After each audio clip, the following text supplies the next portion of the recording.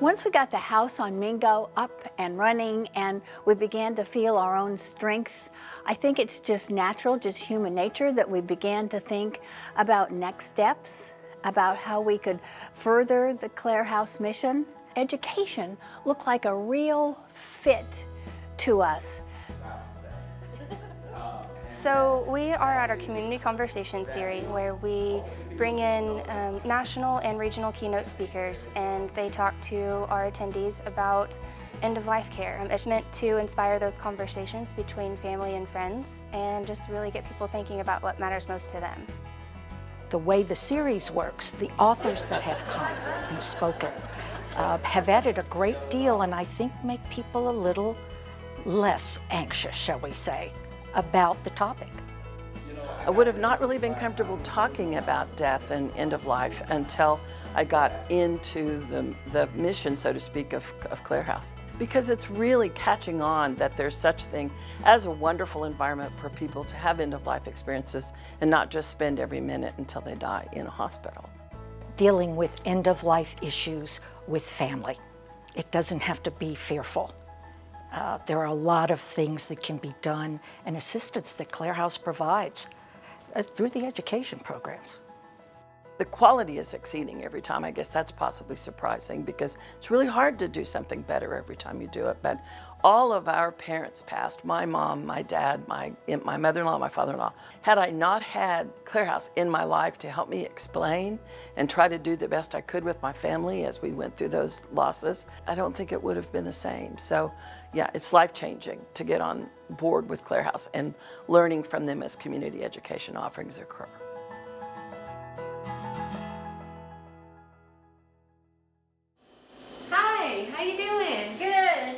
I'm actually doing this internship through the Child and Family Services department at OSU Stillwater, and I want to ultimately be a nurse. So Clarehouse was the perfect place for me to get medical experience as well as child and family experience too. So to get done, he just wants a bath. What surprised me the most, there's so much life here.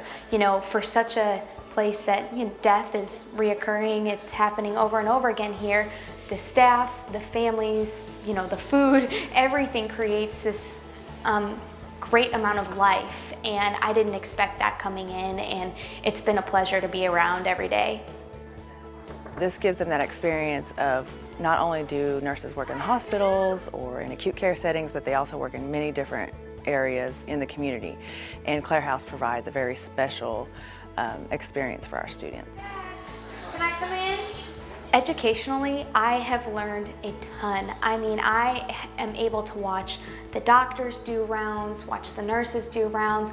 Being just around that is going to help me in my future career as being a nurse. I've had some that come back and actually signed up to volunteer. Or I've even had one in the past few years that actually went into hospice care because of her experience at Clarehouse. It moves me, it motivates me, and it makes me want to come back and make a difference every single day.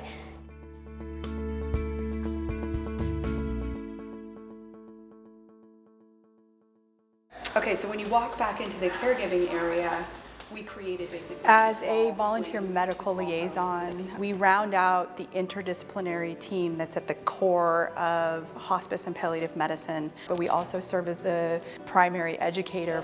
Yeah. Even before we enter into the dying process. Right. So there's obviously multiple layers of education that happens for learners coming into the home here. We have nursing students and medical students and residents and other healthcare providers that come in, including physicians who are well established who really want to understand more end-of-life care and the nuances around those kind of things.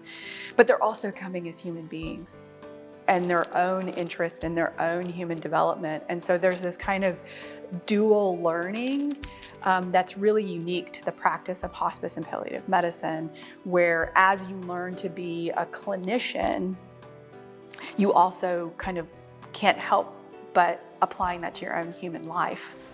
Then we learn about her suffering. And so any chance that we have to share that, whether it's with the families at the bedside, people out in the community, or the learners that are in the house, we're more than happy to share.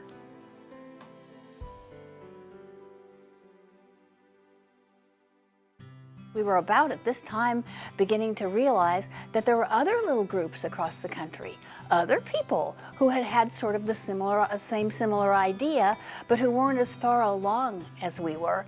And so we thought we could help. We have now developed a kind of huge network called the Omega Home Network as a result of that.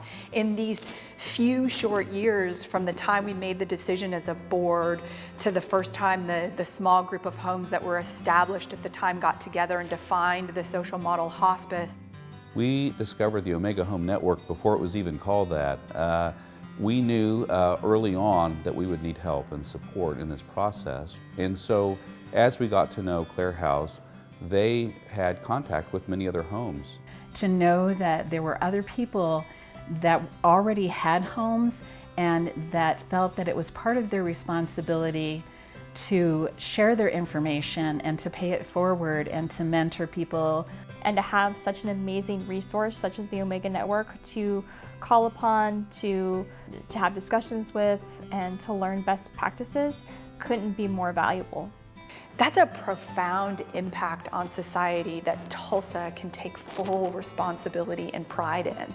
And when Kelly gets on a plane to go to Oregon or California or New York State, I now send her off with a joyful heart, knowing that this is our way of being able to take our mission and extend it across the United States.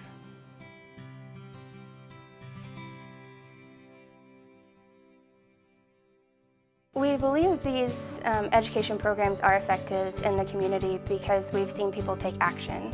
We have a healthcare toolkit that we incorporate with a We Should Talk program, and we've seen people respond to us and say that they've started sections of that toolkit, or they filled out an advance directive because of our programs, or maybe they've started having that conversation with family when they weren't willing to before.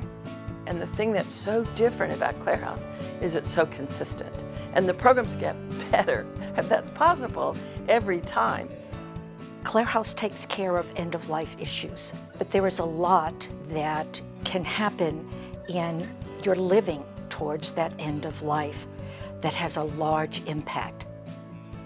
And there's a lot that we can learn about being well and the quality of life that we have and we want through the very, very end.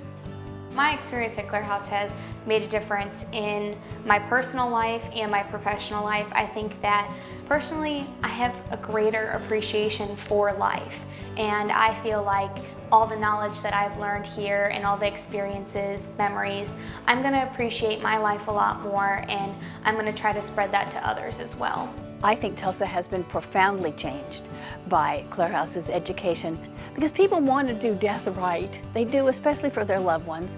And the sooner that they can start thinking about this and planning and beginning to know and understand what kind of a death will be meaningful to their loved one or to them, I think the stronger and the sounder community we will be.